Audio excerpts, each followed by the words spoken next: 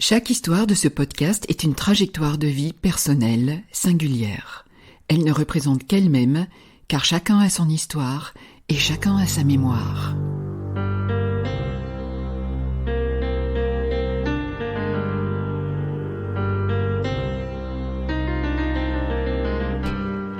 Et de nous, qui se souviendra? Par Nicole Guidicelli. Michel est pied-noir, né au début de la Seconde Guerre mondiale en 1941 à Aumale en Algérie. Du côté maternel, sa famille est présente en Algérie depuis 5 générations, arrivée entre 1830 et 1870, de Russie, de Suisse, de Franche-Comté et de Corse. Tous ont été vivement encouragés à s'installer en Algérie pour peupler cette nouvelle colonie. Du côté paternel, son grand-père, qui est parisien et militaire de carrière, arrive à Aumale en 1901. Il y rencontre sa femme, fille d'une Alsacienne dont les parents étaient arrivés en Algérie en 1839, et d'un Béarnais déporté au cours de la Révolution de 1848. Ainsi, toute cette famille, des deux côtés réunis, représente bien le peuplement de l'Algérie au début de la colonisation. Aumale est une ville de garnison située sur les hauts plateaux au pied de l'Atlas saharien. En 1941, le père de Michel soigne les animaux des nomades. Aumale était une ville très peu européenne et il y avait beaucoup d'éleveurs nomades parmi les Arabes. Et mon père travaillait justement avec tous ces animaux. Il ne se faisait pas payer souvent, et si bien qu'on avait une vie très pauvre. On habitait une maison avec une cuisine où il y avait toujours des rats. Le sol était en terre battue, les WC étaient dans la cour. On n'avait pas beaucoup de moyens à cette époque. Et ça a duré jusqu'en 1949, où mon père a déménagé, a été directeur des services vétérinaires de la Kabylie. Et on habitait Délices, dans la petite Kabylie, un petit village qui ressemble à Hydra en Grèce, magnifique.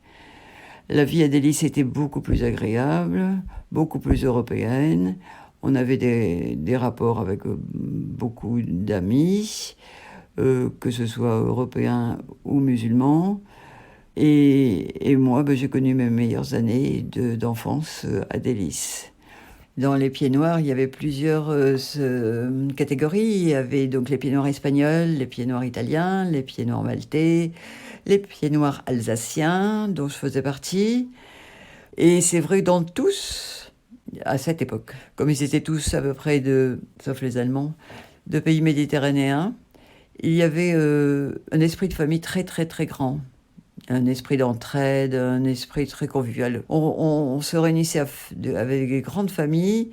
Le tempérament pied-noir est très gai, volubile, jouisseur, nature, sportif, extrêmement sportifs tous, se contentant de choses très simples, les pique-niques.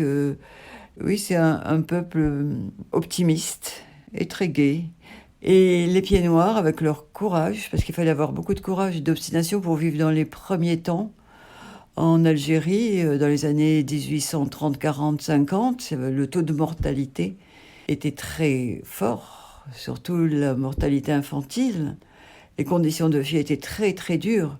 Donc c'est un peuple extrêmement courageux, faut le dire, extrêmement persévérant. Surtout ceux qui étaient agriculteurs, parce que les pluies diluviennes ratissaient et anéantissaient toute la culture une fois sur deux. Le climat était très contrasté, comme dans tous ces climats méditerranéens. Il y avait les sauterelles qui se déplaçaient, il y avait beaucoup de choses. Donc c'est un peuple qui est extrêmement courageux, teigneux, et en même temps très gai. Pourquoi ? Parce que... profitant de la moindre joie de la journée, sachant qu'il vivait sur un volcan et que demain, c'était pas sûr qu'il reste parce que Même si la France n'arrêtait pas de dire on est ici chez nous, la France c'est l'Algérie c'est la France, c'est exactement la même chose, c'est un département français, on vit exactement pareil, on a les mêmes valeurs.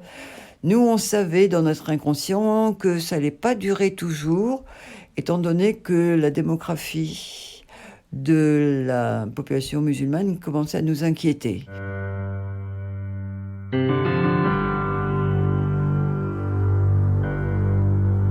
Les relations, elles étaient courtoises, mais chacun restait dans sa sphère. Dans cette colonie, à cette époque, on se mélangeait pas trop et on recevait pas les autres communautés. Parce qu'elles nous recevaient pas non plus, parce que c'était comme ça, parce qu'on était minoritaires et qu'on sentait qu'il fallait peut-être pas avoir de fréquentation plus intime avec les autres communautés.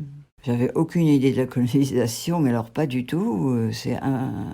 On était dans notre pays, soi-disant, puisque tout le monde nous disait, de Mendès France à Mitterrand, qui venait régulièrement au cours de la 4e République, et nous dire qu'on était chez nous, que la France, l'Algérie, c'était la France. Il y avait des squares, des clochers, des mairies. Chaque village d'Algérie essayait de ressembler à un village français. On francisait tout. Il était hors de question pour nous de penser que c'était pas notre pays, surtout à 9 ans ou 10 ans. Mais même après, pendant toute mon adolescence, c'était difficile, d'autant plus qu'on nous disait tout le temps que l'Algérie resterait française, quoi qu'il en coûte.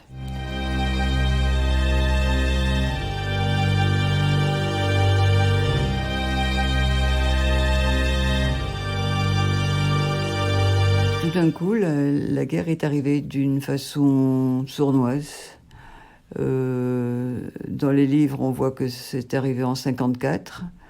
On l'a qualifié d'événement. C'est vrai qu'au début, c'était un événement parmi tant d'autres. Et tous les ans, il y avait toujours quelque chose. C'est sûr qu'on vivait d'une façon instable. On savait très bien que la colonie allait peut-être avoir des remous. Donc elle est venue un jour de novembre 1954, le 1er novembre, avec 70 attentats, tout d'un coup éparpillés dans toute l'Algérie. On aurait pu entendre à la radio, mais un peu comme font tous les gouvernements, tout le monde était concerné sauf nous. En 1955, il y a eu le massacre dans le Constantinois où le FLN a tiré sur des Arabes et des Français et des Européens pacifiques qui ne demandaient rien.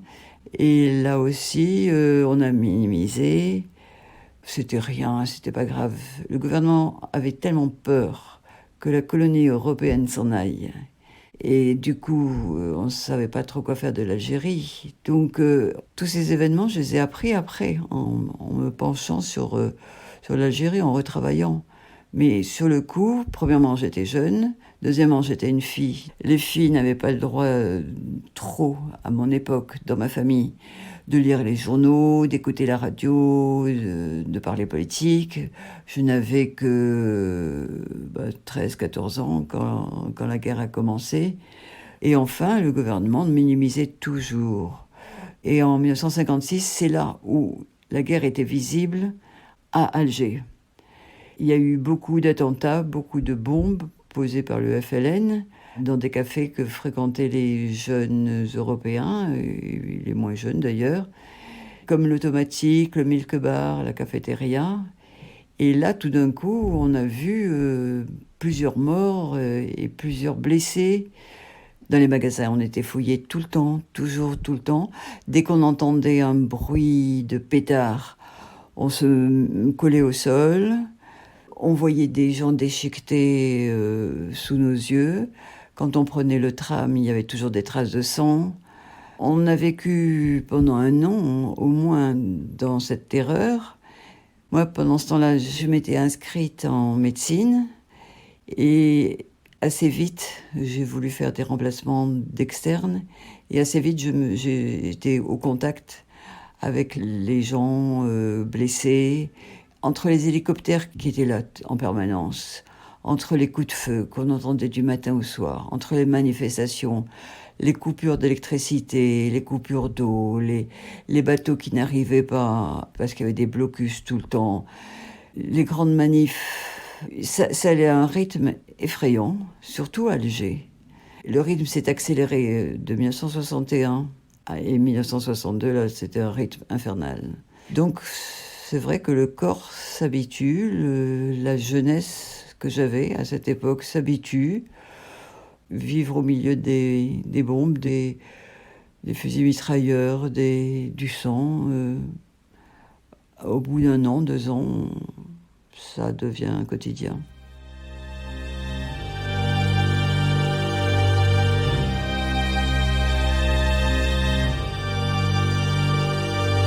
Et en mai 62, devant le nombre très très élevé d'enlèvements par le FLN, la politique de terreur qu'il y a eu après les accords d'Évian du 19 mars 62 ont fait que on a décidé de partir, un peu comme tout le monde aussi, puisque on est parti en juin 62.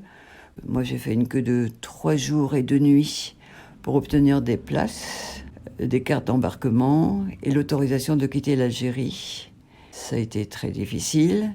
J'ai persuadé ma mère et ma sœur qui vivaient à 30 km d'Alger, mais qui n'avaient pas la même perception du danger de la guerre que moi, qui vivais à Alger, de venir avec moi. Et elles sont venues avec moi. J'ai pas pu persuader mon père, qui était toujours directeur de service vétérinaire et qui disait attendre les vacances d'août pour partir, comme avant, mais pas avant. Justement, il a attendu, il n'est pas parti avec nous.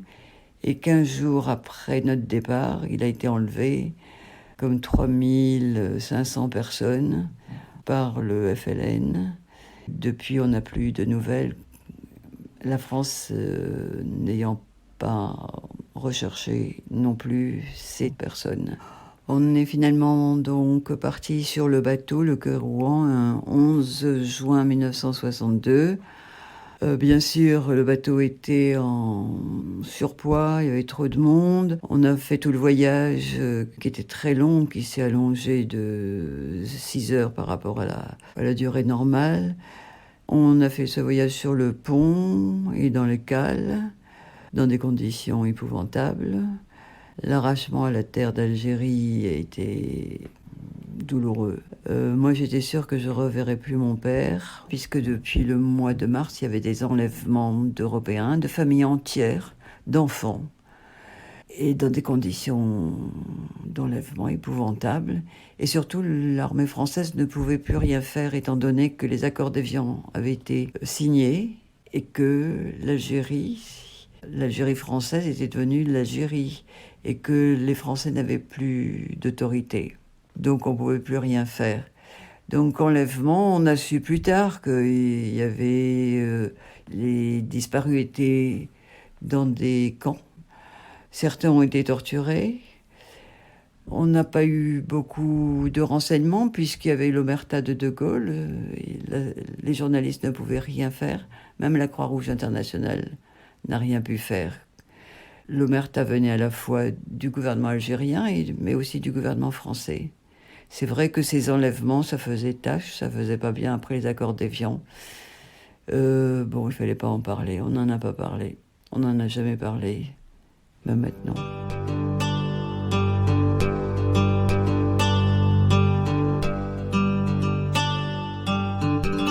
On a supporté ce deuil, surtout ma mère a supporté ce deuil, entre l'âge de 47 ans et 77 ans pendant 30 ans.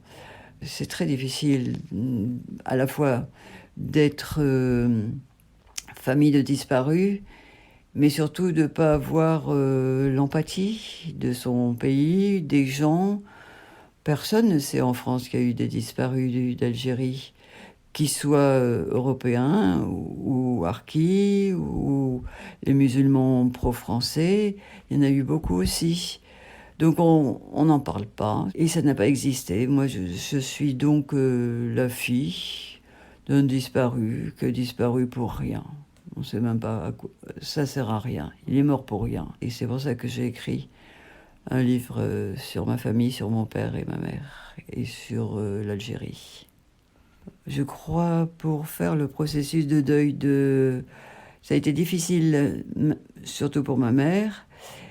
Je crois qu'elle l'a jamais fait et qu'elle est morte prématurément de pas grand-chose pour rejoindre mon père. Donc elle l'a pas fait. Quant à moi, j'ai attendu qu'il ait virtuellement 100 ans pour dire bon, il a dû mourir.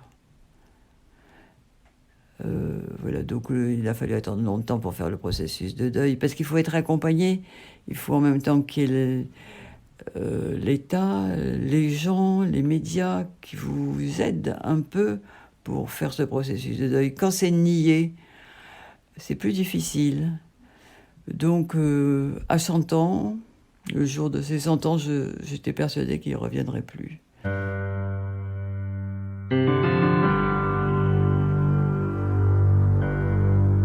Mon père méritait pas ça. Mon père était très proche des Arabes. Mon père soignait les animaux des Arabes. Il était vétérinaire.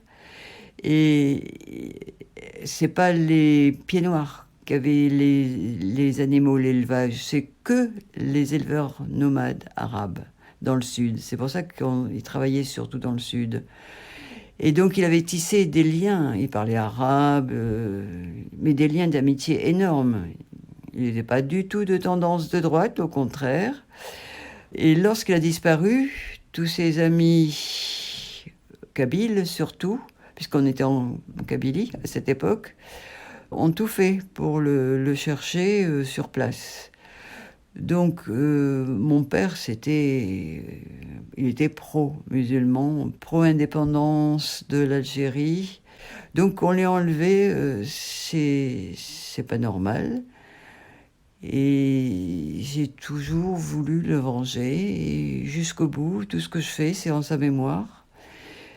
Pour ma mère aussi, surtout, parce qu'elle a trop souffert, elle ne méritait pas. Donc, moi, j'ai eu un peu d'intelligence pour faire médecine, j'ai été le plus loin possible, j'ai eu un peu de force pour faire des sports, j'ai été le plus loin possible, j'ai eu un peu de chance pour gagner de l'argent, j'ai distribué à ma mère, à ma sœur, enfin le plus possible.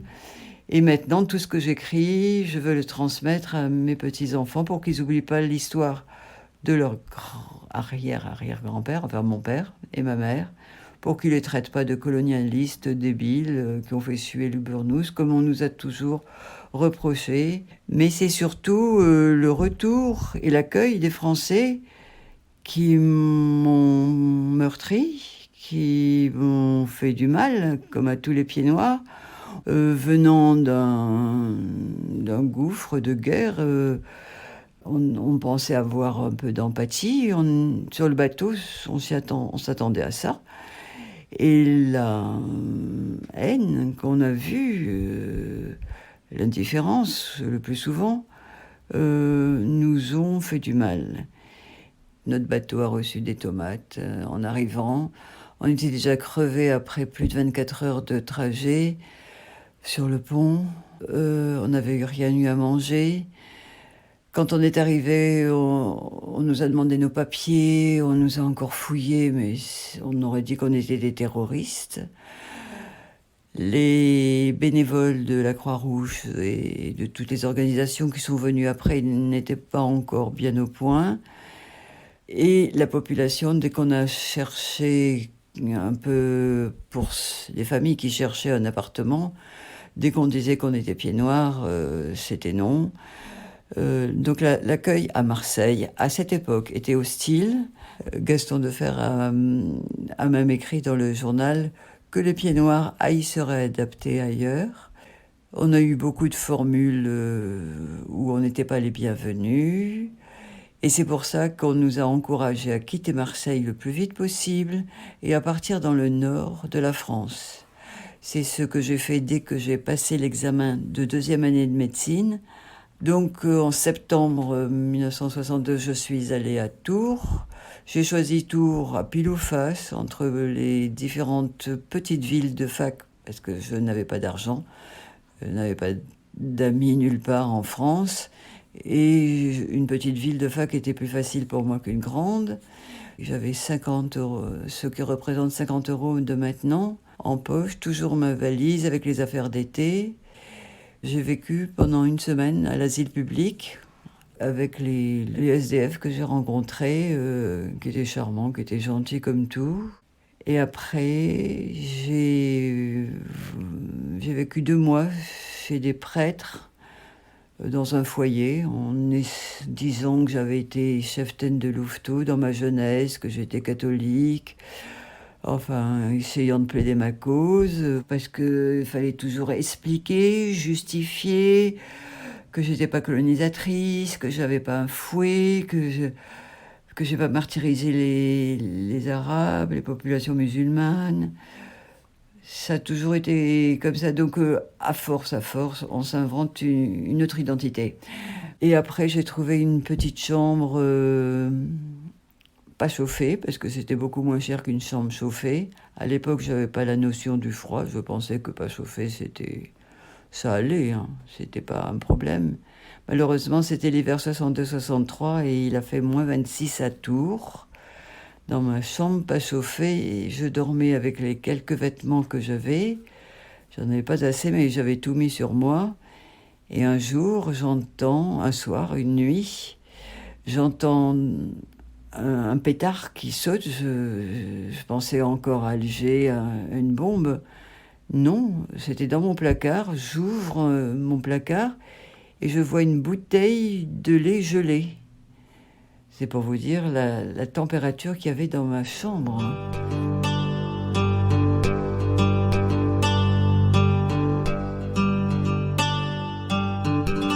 De toute façon, j'avais fini par arrêter de dire que j'étais pied noir. Je m'étais inventé une autre identité. Mon père était militaire. J'étais né à Madagascar. Je m'appelais Pascal et pas Michel, que je réservais à mes amis. J'avais 21 ans à cette époque. Ça m'a donné le top départ de ma vie professionnelle et de ma vie tout d'un coup. J'ai compris qu'il fallait s'en sortir tout seul dans la vie, qu'on pouvait compter sur personne et qu'on devait tout à sa volonté. C'est comme ça que j'ai gravi les étages de la médecine, des spécialités, et que je suis arrivé jusqu'à mon rêve, être chercheur à l'Institut Pasteur. C'est vrai qu'il a fallu se battre pour survivre. C'était facile pour des jeunes comme moi. À 21 ans, on a toute la fougue de la jeunesse. En plus, j'étais étudiante en médecine. J'avais tous les outils pour me bagarrer et puis pour répondre.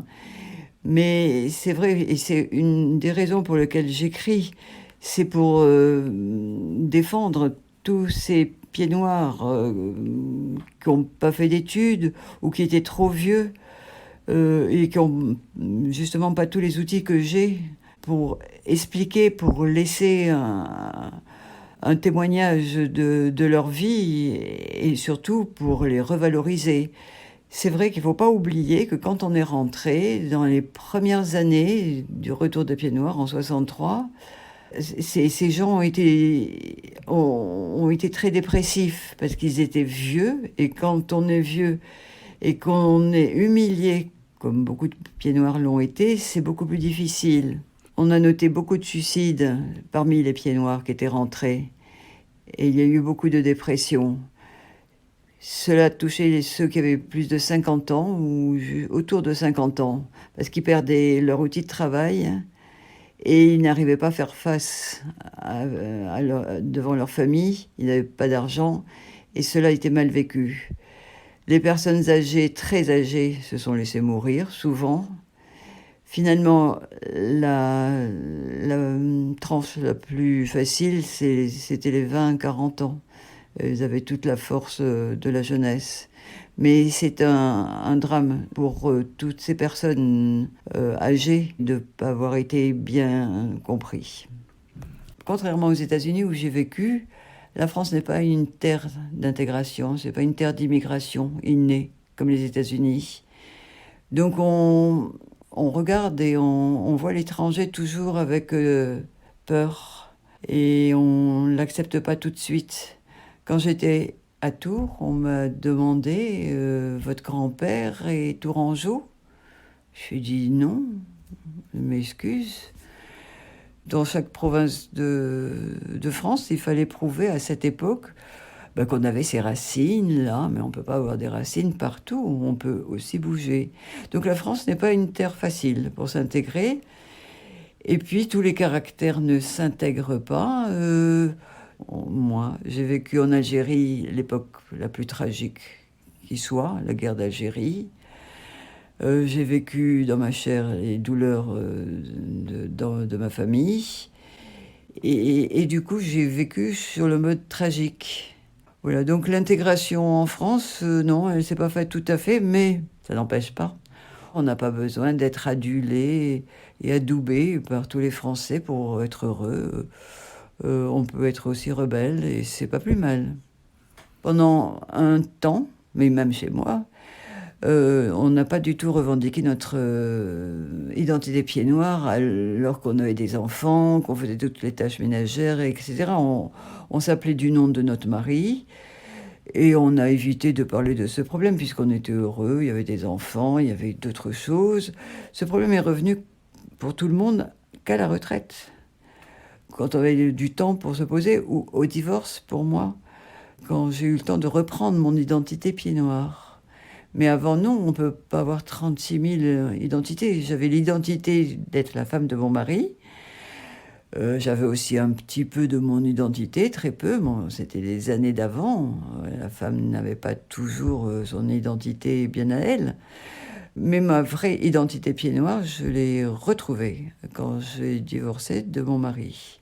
Et c'est vrai que le mariage tue toutes les identités, puisqu'on est heureux, on ne va pas revendiquer en plus cette identité qui est une histoire de sa vie. J'écris comme par télépathie, comme si les ancêtres me dictaient quelque chose. Donc je crois avoir une mission, la mission de transmettre à tout le monde notre histoire. Avec ma perception, bien sûr, mais j'ai quand même lu 100 à 150 livres sur l'Algérie, et je suis scientifique, donc j'essaye de rester objective le plus possible. Je cite mes sources, elles sont diverses et variées. Donc j'ai une mission, parce que cette histoire a été tellement mise sous le tapis, méconnue, que c'est pas possible, c'est pas tellement pour moi, mais c'est pour tous ces pieds noirs, tous ceux qui n'ont pas eu le droit à la parole, tous ceux qui n'ont pas pu s'exprimer. Pourquoi seraient-ils coupables tous ? Parce qu'ils sont pieds noirs, parce qu'ils ont eu la malchance de naître en Algérie. Il n'y a pas de raison qu'on ait honte de notre passé. Tout le monde essaye de revendiquer son identité régionale. Tout le monde est fier de son identité régionale. Et nous, on devrait avoir honte. Naître, c'est tout. Moi, j'aurais pu naître à Paris, j'avais une autre histoire.